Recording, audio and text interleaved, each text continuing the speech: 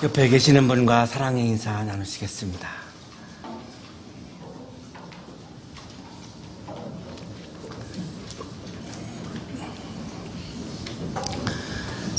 시인 황지우 선생님이 한 자리에서 70년대에 대학을 다녔던 사람들은 이 김민기님에게 모두 다 빚을 지었다, 이런 이야기를 하신 적이 있습니다. 아마 그 앞뒤 문맥은 잘 모르겠는데, 아마도 제가 느끼기에는 이분이 서울대 미대를 다니고 있었고, 그리고 노래를 만들어서 이렇게 신입생 환영회 이런 데 초청을 받아서 가서 노래 지도를 하고 이렇게 했는데, 본인은 굉장히 이렇게 서정적인 노래라고 생각을 했는데, 또 다른 편에서는 굉장히 불순한 의도가 있다라고 또 이렇게 보았고, 그래서 대부분의 노래들이 금지곡이 되었습니다. 그래서 전국에 가서 농사를 지으면서 살게 됩니다. 이 사회로부터 어떤 돌봄을 받지 못하고 그 노래 때문에 이렇게 버림받은 것 때문에 아마 70년대 대학을 다녔던 모든 분들은 이분으로부터 빚을 졌다, 아마 이렇게 이야기를 하는 것 같은데요. 금지가 됐던 노래 중에 하나죠. 상록수라고 하는 노래입니다. 저들의 푸른 솔잎을 보라, 돌보는 사람도 하나 없는데. 예견한 것 같아요. 돌보는 사람도 하나 없는데. 이 구절이 굉장히 와닿습니다.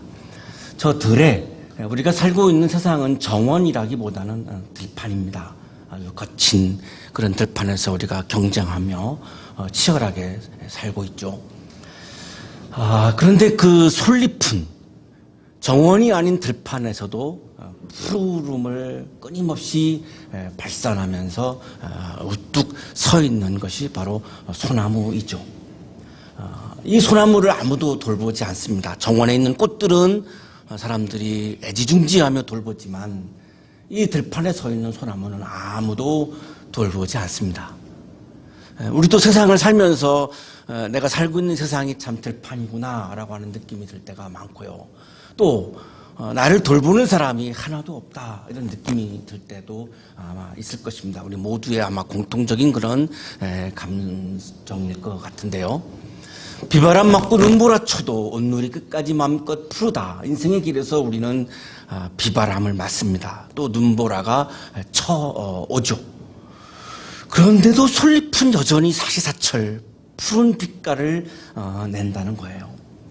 자, 그런데 우리는 비바람이 쳐오면, 눈보라가 쳐오면 아무도 돌보는 사람이 없다라고 느껴질 때 푸른 색깔보다는 풀이 죽은 색깔을 바랄 때가 사실 많은 것이 우리들의 자아의 모습일 것입니다. 이것이 믿음이라고 하는 생각이 듭니다. 아무리 눈보라가 쳐와도, 아무리 비바람이 불어와도 여전히 그 소나무는 아무도 나를 돌보지 않지만 하나님만은 나를 돌보시기 때문에 그 하나님의 돌보심을 바라보면서 여전히 끝까지 푸른 빛깔을 내고 있는 것, 이것이 바로 믿음이 아니겠는가. 하나님의 다스림과 하나님의 통치에 나를 맡기는 것이 믿음이다. 우리가 지난주에 그런 묵상을 했었는데요. 아무리 눈보라가 쳐오고 비바람이 쳐오고 아무도 나를 돌봐주지 않아도 하나님의 돌보심은 여전히 남아있고, 하나님께서는 이 시간에도 나를 돌보아 주시기 때문에 그 하나님의 돌보심을 바라보고 있으면 그런 상황에서도 푸른 빛깔을, 풀이 죽은 빛깔이 아니라 푸른 빛깔을 바랄 수 있는 거죠. 이것이 과연 믿음이 아니겠는가. 서럽고 쓰리던 지난 날들도 다시는 오지 말라고, 우리가 그동안 살아온 인생을 되돌아보면 서러운 시간이 많았고 또 쓰라린 시간이 많았습니다. 지금 우리가 이 예배 시간에 와서 다시는 그런 시간이 오지 않게 달라고 우리가 소원하지만, 그러나 아마도 예측하건대 여러분, 앞으로 우리가 살아가는 인생의 길에 여전히 서러운 시간들, 쓰라린 시간들은 여전히 찾아올 것입니다. 그것은 피할 수가 없습니다. 그거를 도망할 수도 없습니다. 땀 흘리라, 깨우치라, 믿음이란 그럼에도 불구하고 서러운 시간들이 다가오고 정말 쓰라린 시간이 다가오지만 하나님의 돌보심을 믿으며 하나님의 돌보심을 바라보며 땀을 흘리며 열심히 그 서러운 시간들을, 쓰라린 시간들을 깨쳐나가는 것, 이것이 과연 믿음이 아니겠는가. 거칠은 들판에 솔잎들이라. 어차피 우리가 살고 있는 세상은 정원이 아니라 거친 들판입니다. 에덴 동산은 정원이었지만, 동산이었지만 그 동산은 밀림으로 변한 것이고 우리가 살고 있는 세상은 밀림이요 그리고 들판입니다. 그 속에서 나는 어떻게 푸른 빛깔을 여전히 드러내는 바라는 그런 소나무처럼 살아갈 수 있는가. 이것이 과연 바로 믿음이 있음과 믿음의 없음의 차이일 것입니다. 우리들 가진 것 비록 적어도 우리는 가진 것이 많지 않은 연약한 존재이죠. 손에 손 맞잡고 눈물 흘리니 그래서 옆에 있는 사람 손을 잡아야 하고 그 손을 잡으면 따스한 느낌이 내 체온에 다가올 것이고요. 그때 나도 모르게 눈물이 나오겠죠. 연약하기 때문에, 나약하기 때문에 손을 잡을 수밖에 없고 그 손을 잡는 순간 우리는 눈물을 흘리지 않을 수 없습니다. 우리 나갈 길 멀고 험해도 예수님이 그렇게 고대하시고 그렇게 꿈꾸셨던 하나님의 나라, 밀림이 아닌 동산, 들판이 아닌 정원, 사람의 나라가 아닌 하나님의 나라, 그것은 정말로 멀고 험한 길입니다. 예수님은 지난 시간에 우리에게 하늘나라가 가까이 왔다 이렇게 말씀해 주셨는데요. 예수님의 시간 개념으로는 참 가까이 온 것이 맞지만 믿음이 부족한 우리들에게는 그 하나님의 나라가 다가온다라고 하는 것이 굉장히 길게 느껴지고 멀게 느껴집니다. 그럼에도 불구하고 하나님의 돌보심을 믿고 하나님의 돌보심을 바라보며 끊임없이 오늘 이 시간에도 일상 속에서 성실하게 깨치고 나아가면서 우리는 끝내 이길 수 있다. 하나님의 나라를 이룰 수 있다. 하나님은 분명히 올 것이다. 라고 하는 것을 믿는 것이 바로 진정한 예수님께서 원하시는 믿음이 아니겠는가라고 하는 그런 묵상을 하게 됩니다. 오늘 성서 일과의 말씀은 세상으로부터 버림받아도 아무도 돌보아 주지 않아도 사람들로부터 배제를 당해도 하나님은 그렇게 버림받은 사람들을 하나님은 끊임없이 돌보아 주신다라고 하는 그런 말씀을 우리에게 주고 있습니다. 아기가 자라서 젖을 때게 되었다. 이삭이 젖을 때는 날에 아브라함이 큰 잔치를 벌였다. 여기 아기는 이삭이죠. 이삭은 아브라함과 사라 사이에 낳은 아들이고 아브라함은 100세, 사라는 90세에 하나님께서 주신 그런 아들입니다. 젖을 떼는 날, 통상적으로 성서학자들에 의하면 젖을 떼는 것을 한 3살 정도로 그렇게 추측을 합니다. 약간 뒤로 거슬러 올라가겠습니다. 아브라함과 사라 사이에 아기가 없었습니다. 하나님께서 아브라함에게 말씀하셨어요. 너의 자손이 저 별처럼 많아질 것이다. 여러분 지금 보고 계시는 그림이 찍어쾌다라고 하는 신부님이 그린 그림인데 얼마 전에 세상을 떠나셨습니다만 그 아브라함 뒤에 이렇게 많은 별들을 그리셨는데요. 바로 이 장면이죠. 창세기 15장 5절 자손이 별처럼 많아질 것이다.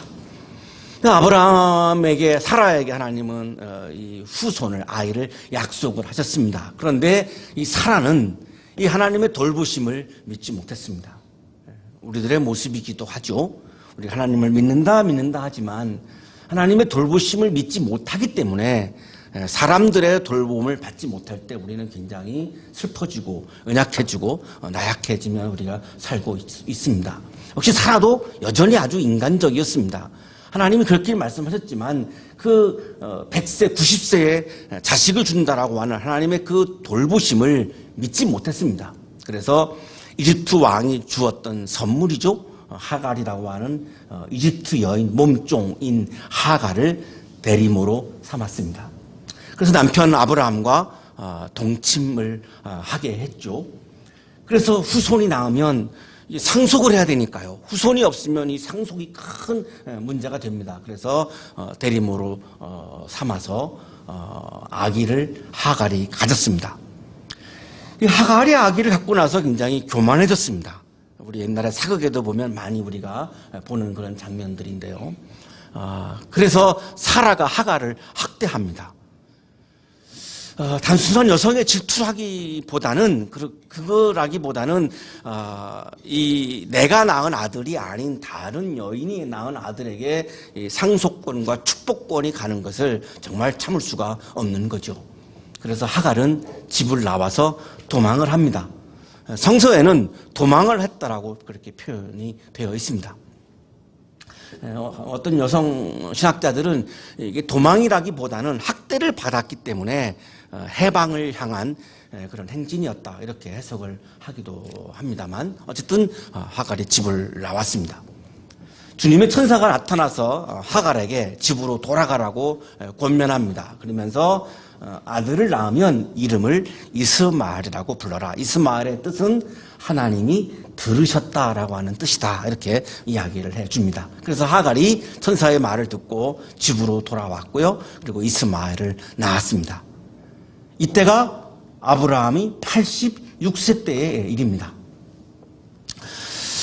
하나님의 약속대로 사라가 이제 이삭을 또 낳습니다. 이때가 100세입니다. 25년 만에 하나님의 돌보심과 하나님의 언약과 하나님의 약속이 이루어진 그런 놀라운 사건인데요.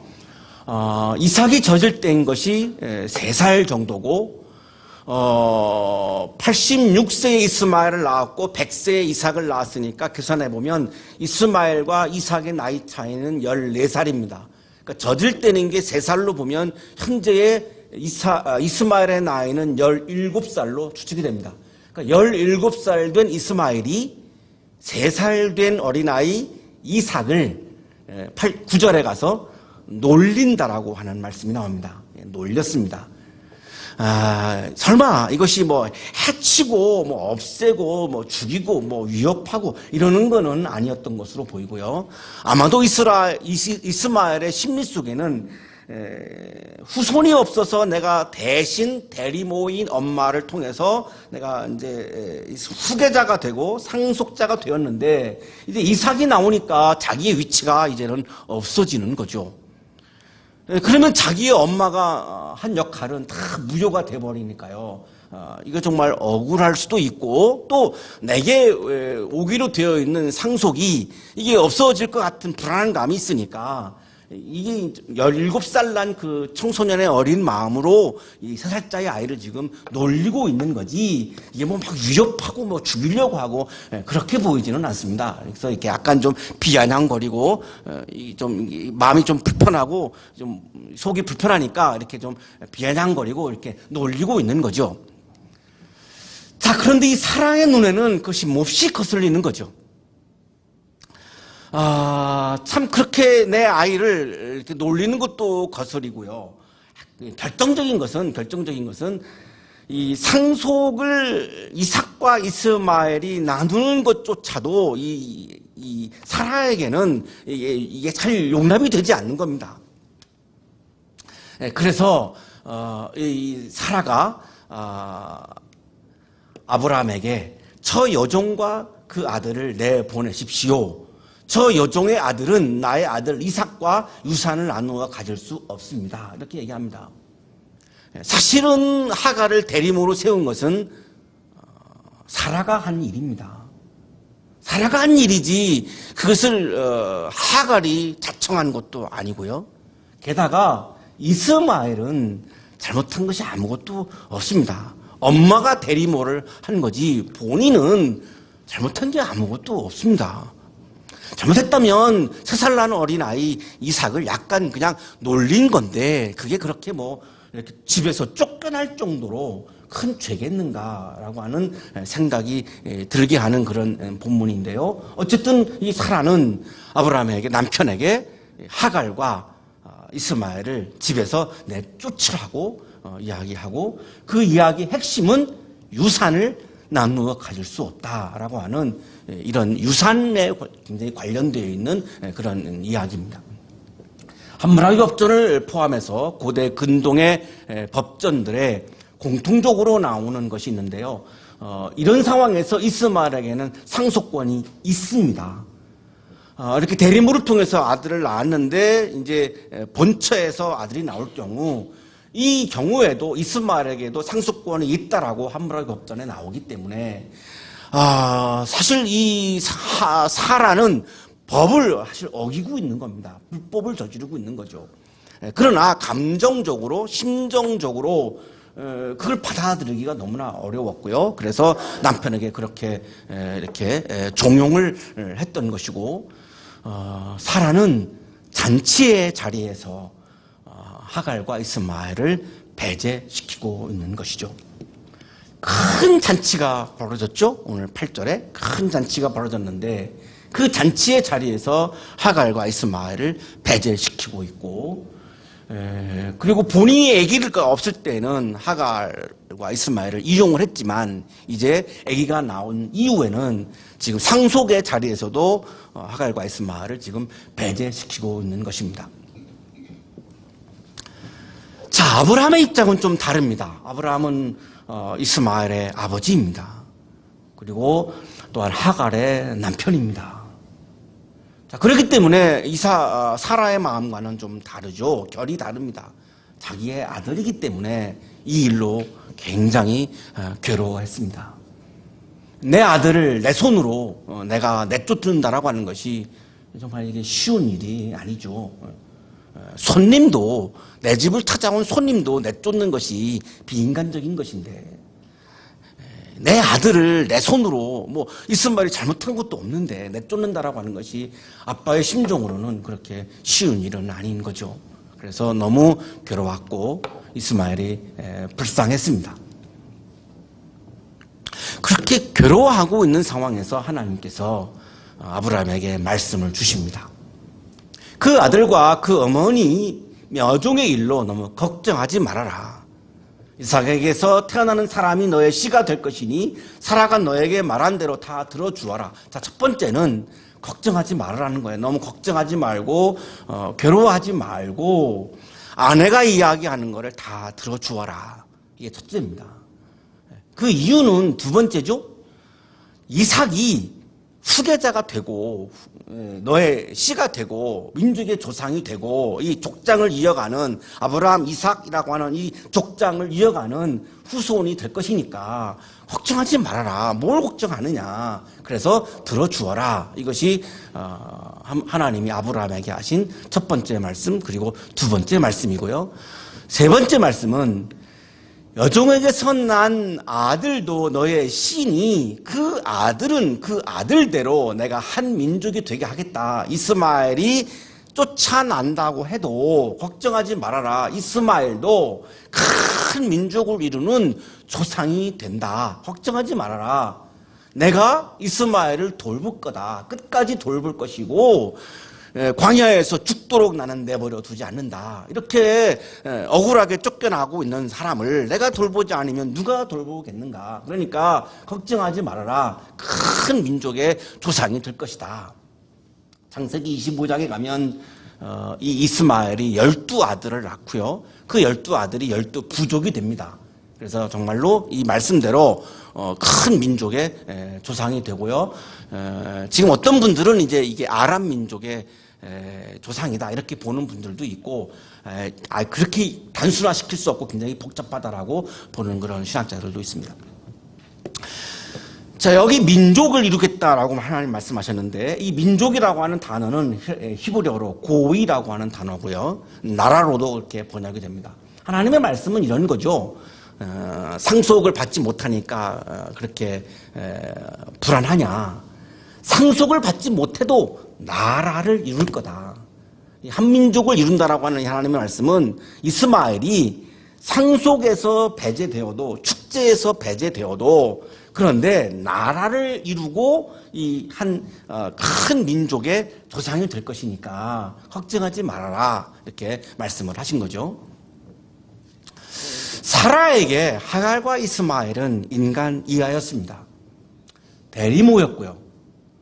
몸종이었고요. 그리고 아프리카 출신의 이방인이었고요. 유대인이 아니었습니다. 여러 가지 면으로 사라의 눈에 하갈은 인간 이하였고요. 그 하갈의 몸에서 나온 이스마엘도 그냥 자동적으로 그냥 그 태어난 자체가, 출생 자체가 인간 이하였던 거죠. 그래서 내쫓는 것이 가능했던 거죠. 소중한 인간으로, 고귀한 인간으로 본다면 그렇게 할 수는 없는 거죠. 그런데 하나님의 이 세 가지의 말씀을 들어보면 사라의 마음과 하나님의 마음은 많이 다른 겁니다. 하나님에게는 하갈과 이스마엘도 소중한 인간이었던 것입니다.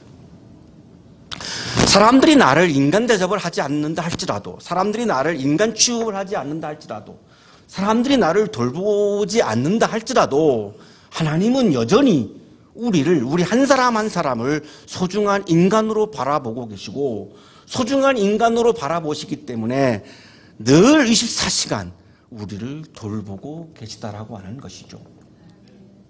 다음날 아침 일찍 아브라함은 먹거리 얼마와 물 한 가죽 부대를 가져다가 하갈에게 주었습니다.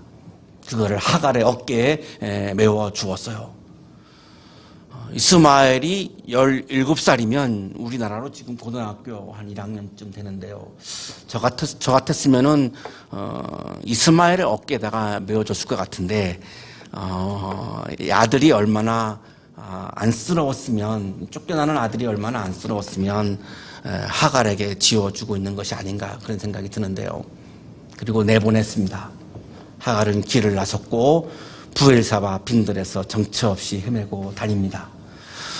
부엘사바는 예루살렘하고 이집트 그 사이쯤에 있는, 이 아주 남쪽에 있는 그런 광야입니다. 성지순례를 가면 이집트에서 이스라엘로 들어갈 때에 끊임없는 그런 사막을 지나는데요. 바로 거기입니다. 정말로 황량한, 나무 한 그루 없는 그 사막을 헤매고 다니는데요. 물이 없죠. 물이 없고 물을 먹지 않고는 살 수가 없고요. 그러나 거기에는 물이 없습니다. 물이 없는 사막을 지금 헤매고 다니고 있는 거죠. 드디어 아브라함이 준 물이 다 떨어졌습니다. 그래서 하갈이 아들을 덤불 아래에 뉘어놓았습니다. 뉘어놓다라고 하는 이 단어는 히브리어로 샬라크인데요. 시신을 버릴 때 쓰는 용어입니다. 이렇게 무덤에다가 시신을 이렇게 놓을 때 샬라크라고 하는 단어를 씁니다. 그러니까 이미 지금 하갈의 마음에는 이미 포기한 거죠. 하갈이 살아날 수 있는 가능성이 전혀 없습니다. 이미 그 생명을 포기한 상태입니다. 아이가 죽어가는 꼴을 참아 볼 수가 없구나 이렇게 이야기하면서 화살 한바탕 거리만큼 떨어져서 주저앉습니다. 화살 한바탕 거리는 화살을 쏘기에 적당한 거리라고 하는 뜻인데 한 300m 정도로 그렇게 추산합니다. 300m 떨어져가지고 주저앉았습니다. 그 여인이 아이 쪽을 바라보고 앉아서 소리를 내어서 울기 시작합니다. 하나님이 그 아이가 우는 소리를 들으셨습니다. 굉장히 묵상하면서 좀 해석하기 어려운 부분이었는데요. 지금 울고 있는 것은 엄마죠. 지금 아이가 죽게 되었기 때문에 엄마가 지금 막 소리를 내서 울고 있는데요. 이거를 뭐라고 그러죠? 방성대곡 맞나요? 이런 단어가 맞나요? 그 방성대곡? 뭐 이런 정도로 지금 막 큰 소리로 지금 막 그렇게 울고 있는 건데요. 그런데 하나님은 이스마엘의 우는 소리를 들으셨습니다. 사실 이스마엘의 울음소리는 지금 그렇게 막 크게 들리고 있지 않는 것이, 아이가 지금 지쳐가지고 죽어가고 있는 상태에서 뭐 신음소리 정도일 것 같은데요. 그 아주 작은 이스마엘의 신음소리를 들으신 거죠. 이스마엘은 정말로 하갈보다도 더 17살 난 아이로서 정말 아무 이유 없이 버림받은 거고요. 지금 죽어가고 있고요. 그래서 정말 죽어가는 신음소리를 내고 있는데 아무도 돌보아 주지 않고 있고요. 그래서 하나님은 지금 이스마엘의 그 작은 신음소리가 지금 크게 들리시는 것 같아요. 그래서 아이의 울음소리를 들으셨어요. 엄마도 아빠도 돌보아 주지 않고 있고 엄마도 지금 다 포기해버리고 지금 돌보기는커녕 그냥 다 포기해버리고 지금 털썩 주저앉아서 울고 있고 샬라크 그냥 시체를 놓는 것처럼 놔버렸으니 이제 살아있는 마지막 엄마의 손길도 없는 상태인 거죠. 그 누구의 돌봄도 없는 상태가 지금 이스마엘의 상태입니다. 그래서 그런지 하나님은 하갈의 울음소리를 들은 것이 아니라 이스마엘의 아주 작은 우는 소리, 신음소리를 들으셨어요. 그리고 하나님의 천사를 통해서 하갈에게 말씀을 하십니다. 하갈아, 어찌 된 일이냐? 무서워하지 말아라. 왜 나의 돌봄을 믿지 못하느냐? 왜 나의 돌봄을 보지 못하느냐? 이런 말씀이죠. 왜 무서워하느냐? 아이가 저기에 누워서 우는 저 소리를 하나님이 들으셨다. 내가 이스마엘의 그 작은 신음소리를 내가 들었다. 내가 왜 안 듣겠니? 버림받은 전혀 돌봄이 없는 이 아이의 그 신음소리를, 생명의 신음소리를 내가 왜 듣지 않는다고 너는 생각하니? 내가 그렇게 매정한 하나님이라고 너는 그렇게 생각하니? 그렇게 인정사정 없는 그런 차가운 하나님으로 너는 생각하니? 아이를 하나 일으키고 달래어라. 내가 저 아이에게서 큰 민족이 나오게 하겠다. 내가 약속하는데 이 아이는 살 것이고 그냥 사는 정도가 아니라 이 아이는 큰 민족의 조상이 될 거다. 의심하지 말아라. 이스마엘을 향한 나의 돌봄을 불신하지 말아라. 그것은 믿음이 아니다. 믿음이 뭐냐? 나의 돌봄을 믿는 것이 믿음이다. 하나님께서 하갈의 눈을 밝게 해주셨고요. 그래서 하갈이 샘물을 발견합니다.